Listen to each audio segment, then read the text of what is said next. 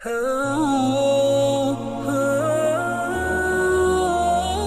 باللہ من الشیطان الرجیم بسم اللہ الرحمن الرحیم اللہم صلی علی سیدنا و مولانا محمد وعلی آل سیدنا و مولانا محمد وبارک وسلم۔ معزز سامعین اور سامعات، السلام علیکم ورحمۃ اللہ وبرکاتہ۔ آج کی ویڈیو میں نماز کے سلسلے میں بہت ضروری مسئلے کو لے کر بات کروں گی۔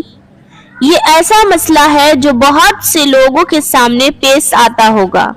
وہ مسئلہ یہ ہے، کسی نے 4 رکعت کی نیت باندھی اور پھر وہ بھول گیا اور اس نے 2 رکعت پر سلام پھیر لیا، تو اب اس صورت میں اپنی نماز مکمل کیسے کرے؟ کیا پھر سے نیت باندھنی ہوگی؟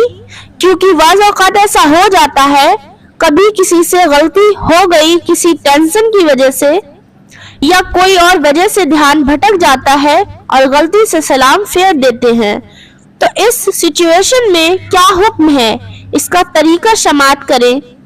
لیکن اس سے پہلے میری آپ سبھی سے گزارش ہے، اس ویڈیو کو زیادہ سے زیادہ لوگوں تک پہنچائیں ثواب کی نیت سے، تاکہ جن لوگوں کو یہ معاملہ پیش آتا ہو تو ان کا بھی یہ مسئلہ حل ہو جائے۔ اور ہمارے چینل کو سبسکرائب نہ کیا ہو تو سبسکرائب کر لیں اور بیل آئیکن کو بھی کلک کر دیں، تاکہ ہماری آنے والی نئی اسلامک ویڈیو کی نوٹیفیکیشن سب سے پہلے آپ تک پہنچ جائے۔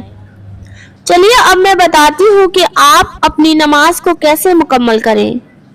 دیکھیے، اگر آپ نے 4 رکعت کی نیت باندھی ہے اور بھول کر 2 رکعت میں سلام پھیر لیا، اب ایسی صورت میں حکم یہ ہے، سلام پھیرنے کے بعد آپ نے کوئی ایسا کام نہ کیا ہو جس سے نماز ٹوٹ جاتی ہے، یعنی سلام پھیرنے کے بعد آپ نے کسی سے بات چیت وغیرہ نہ کی ہو، تو آپ فوراً کھڑے ہو جائیں، جس طرح آپ تیسری رکعت کے لیے کھڑے ہوتے ہیں، اللہ اکبر کہتے ہوئے کھڑے ہو جائیں، تیسری رکعت مکمل کریں، اور پھر چوتھی رکعت میں جب آپ تشہد پر بیٹھیں گے تو تشہد پڑھنے کے بعد سیدھے ہاتھ پر سلام پھیریں اور 2 سجدے کریں، جس کو سجدے سہو کہا جاتا ہے۔